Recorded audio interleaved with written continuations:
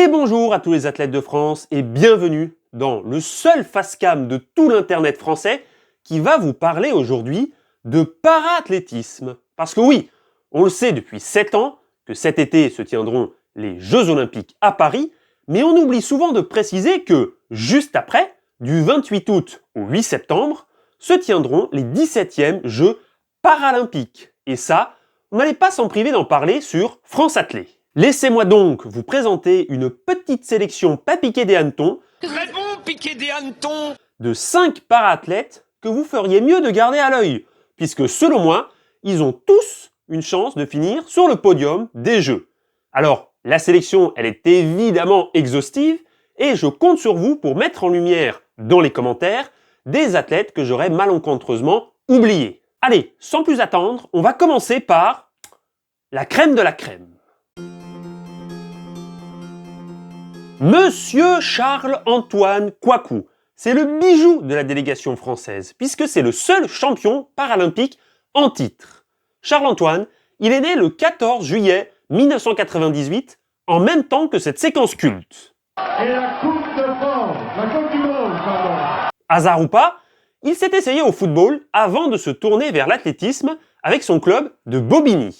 Dès ses 18 ans, il est repéré par le pôle France et il va devenir très vite la référence hexagonale sur 100 mètres et 200 mètres dans sa catégorie T20, celle des athlètes à déficience intellectuelle. Seulement, un obstacle se dresse face à ses rêves.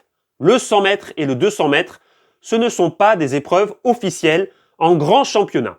Et donc, il va devoir passer sur 400 mètres s'il veut briller à l'international. Et c'est un défi, bien qu'il va brillamment relever, comme en témoigne sa médaille de vice-champion d'Europe en 2021 et surtout son titre olympique à Tokyo au terme d'une course de toute beauté, c'est le mot.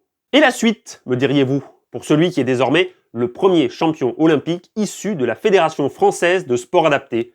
Eh bien, ce sont les championnats du monde de Paris en 2023.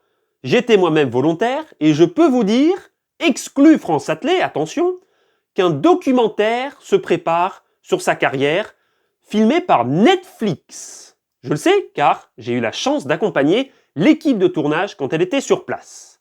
Si, à Paris, il ne finira que 4e, il battra tout de même le record d'Europe. Donc, de très belles images ont été tournées. Charles-Antoine Kouakou, c'est donc un talent, une histoire, une personnalité que je vous conseille de suivre assidûment cet été, car il pourrait bien réitérer son exploit japonais. Et on continue les belles histoires avec celle de Manon Genet. Tout commence du côté de Châteauroux, où elle pratique la natation et la course à pied au lycée militaire de Saint-Cyr. En 2015, elle est victime d'un grave accident de la route qui va la rendre partiellement hémiplégique du côté gauche, ce qui correspond en para-athlétisme à la catégorie T37, sur les athlètes avec des difficultés de coordination de leurs membres. Mais avant l'athlétisme, figurez-vous qu'elle était devenue championne du monde de paratriathlon en 2016. Mais, un petit peu à la manière de Charles-Antoine Kouakou, sa catégorie n'avait pas été retenue ni aux Jeux de Rio, ni aux Jeux de Tokyo. Et c'est pour cette raison qu'elle se tourne, dès 2018, vers notre chère discipline pour notre plus grand bonheur. Et après ça, tout va très vite, puisque la même année, elle devient vice-championne d'Europe de 200 mètres et 400 mètres, et en 2019, elle terminera 4e des mondiaux en saut en longueur, qui deviendra à terme sa spécialité. Au niveau mondial, elle va encore rater de peu le podium lors des Jeux en 2021, mais la délivrance, elle va arriver lors des mondiaux de Paris 2023, où elle terminera enfin à la 3e place. J'avais eu la chance de la rencontrer à cette époque, et c'était une personne très sympathique. Notez, en plus de tout cela, que cette médaille, elle intervient 15 mois seulement après avoir donné naissance à une petite fille. Là encore, l'histoire, elle est très belle et elle pourrait atteindre son paroxysme cet été. J'espère vraiment que Manon Genet réitérera sa performance, car le para-athlétisme féminin manque cruellement de figures de proue en ce moment, et elle a tout pour en devenir une. On arrive maintenant à mon para-athlète préféré, et je dis pas ça parce qu'il est licencié au même club que moi. J'ai nommé Timothée Adolphe, aussi connu sous le surnom du guépard blanc. Et l'animal, il est à la hauteur de son surnom, puisqu'on parle quand même d'un des para-athlètes français les plus marquants des années 2010, qui va tenter, pour la 3e fois, d'obtenir l'or olympique qui lui échappe depuis 2016. Comme Manon Genet, Timothée Adolphe n'a pas tout de suite fait de l'athlétisme, puisqu'il fut pendant quelques années un très bon joueur de torbal. C'est une sorte de handball muet aveugle qui se joue accroupi en 3v3. Je vous mettrai un lien en description vers la vidéo d'un match.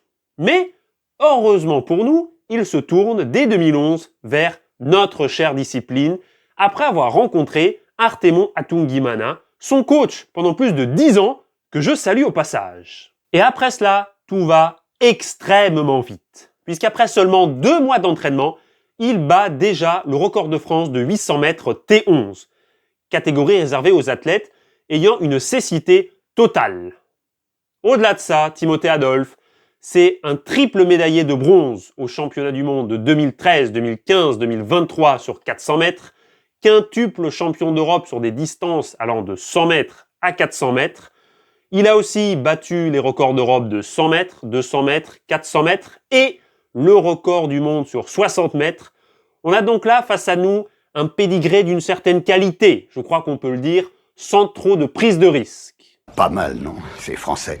Mais au-delà de ce bilan très positif, Timothée Adolphe, c'est aussi une malchance aussi légendaire que ses exploits.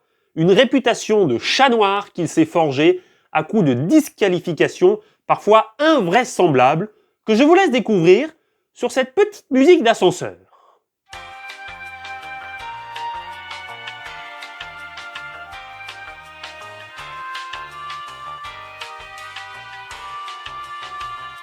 Voilà pourquoi, malgré un palmarès énorme, il ne possède qu'un seul titre de vice-champion olympique acquis sur 100 mètres en 2021.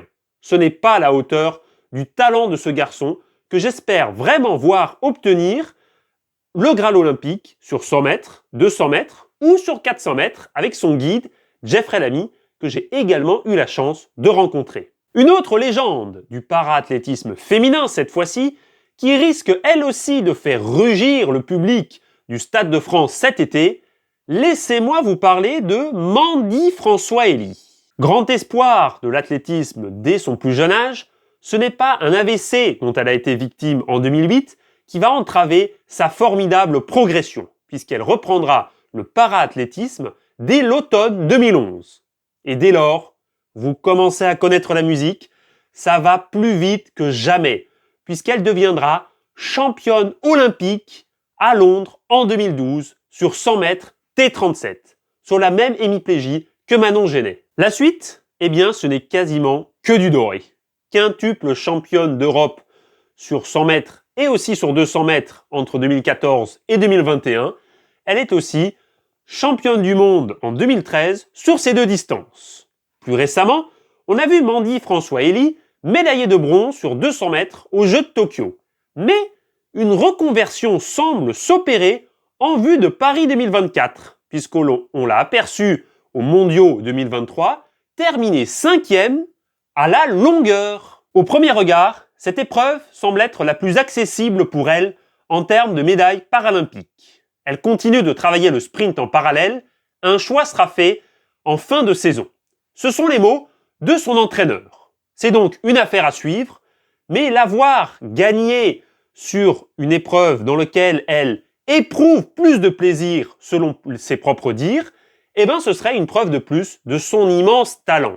Voilà enfin le dernier para-athlète dont j'avais envie de vous partager l'histoire, Dimitri Pavadé. Et je vous jure, je fais pas exprès, mais on a encore une fois affaire à une histoire palpitante qui risque fort de trouver son happy end dans quelques mois. L'éclosion de cet athlète, amputé au niveau du tibia droit, donc catégorie T64, elle interviendra assez tardivement, puisqu'il faut attendre ses 29 ans avant qu'il participe à ses premiers championnats d'Europe. Et spoiler, non, ça va un petit peu moins vite que pour les autres, puisqu'il s'alignera sur le 200 mètres à la longueur et sur le 100 mètres, sur lequel il obtiendra son meilleur résultat, 4e. Mais ne vous inquiétez pas pour lui, puisque dès 2019, il deviendra vice-champion du monde à la longueur, ce qui deviendra sa spécialité, et il enchaînera avec le titre de vice-champion olympique dans le calme de Tokyo.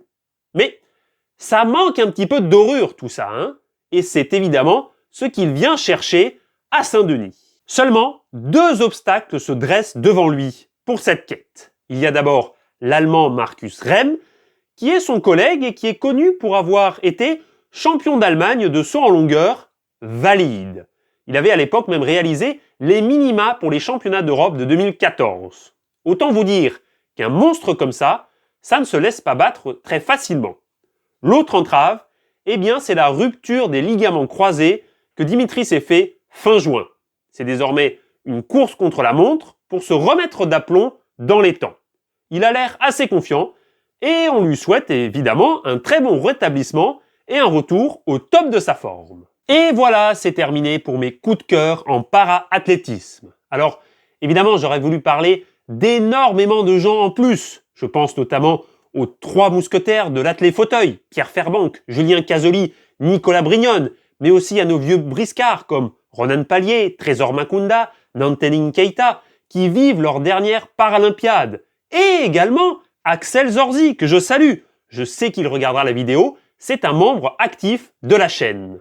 Ne manquez pas de jeter un œil aux mondiaux de para-athlétisme qui se tiendront du 17 au 25 mai à Kobe, avant les Jeux, auxquels nous assisterons du 30 août au 8 septembre.